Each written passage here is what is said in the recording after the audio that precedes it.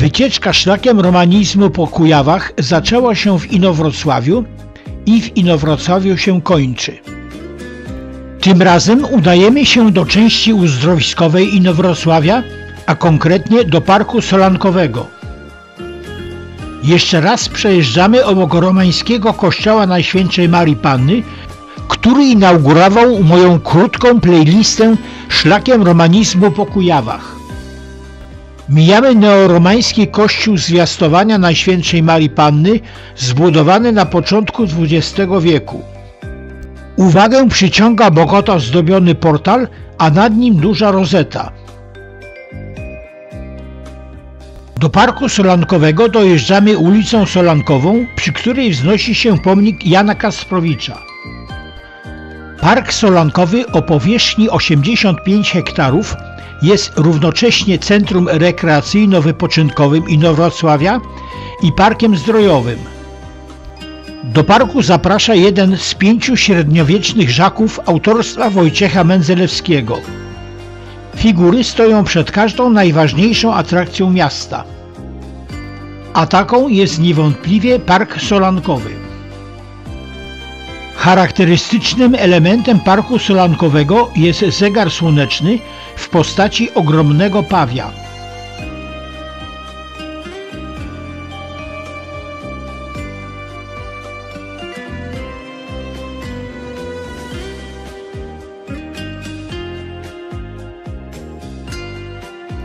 Park założono w 1876 roku, gdy postawało uzdrowisko.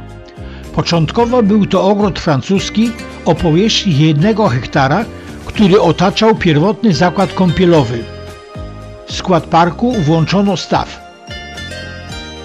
Ten zabytkowy punkt pomiaru ciśnienia atmosferycznego, wilgotności powietrza i temperatury pochodzi z 1890–95 roku i został odrestaurowany w 2011 roku.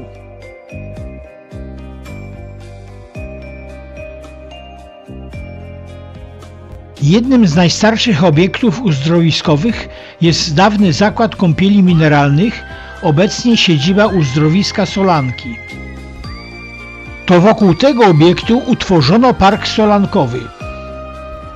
Wiele drzew w parku to pomniki przyrody.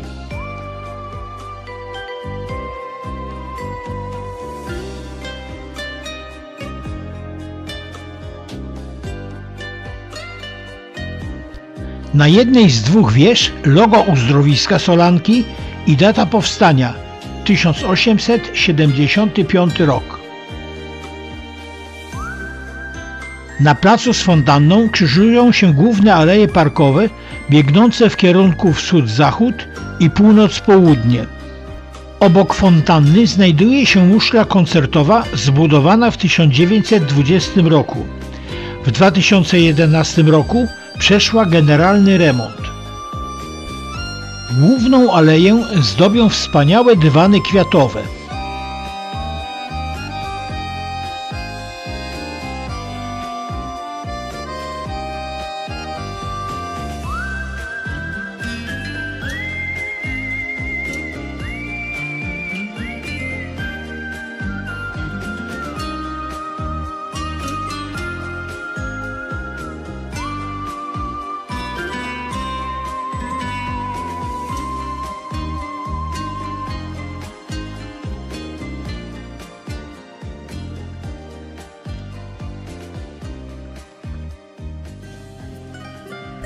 Na terenie parku znajduje się kilka stawów.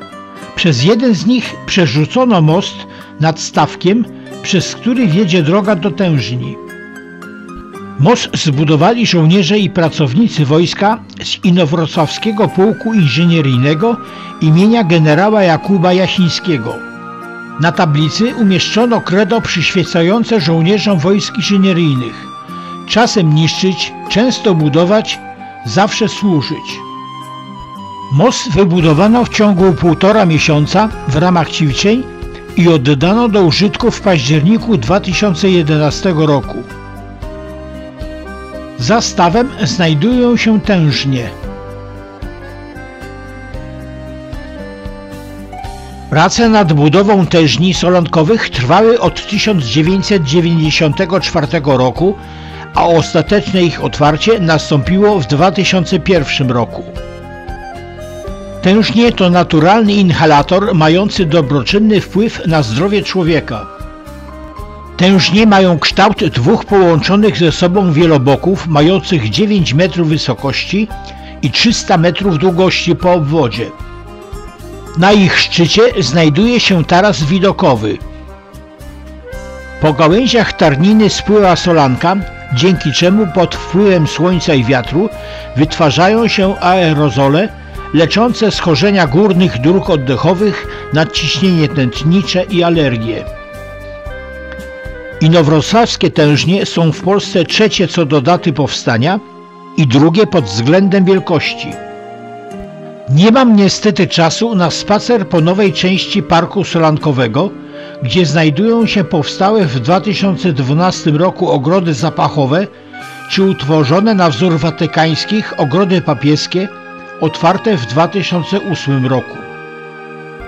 Jednodniowa wycieczka i bogaty program zwiedzania nie pozwalają na dłuższe spędzenie czasu w tym pięknym parku.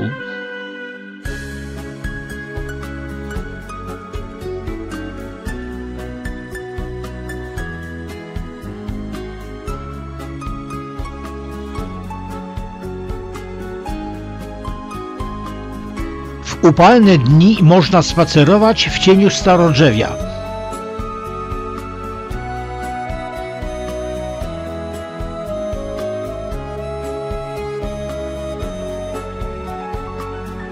Niedaleko zakładu przyrodoleczniczego, pod Wielkim Platanem, odsłonięto w 2005 roku pomnik generała Władysława Sikorskiego.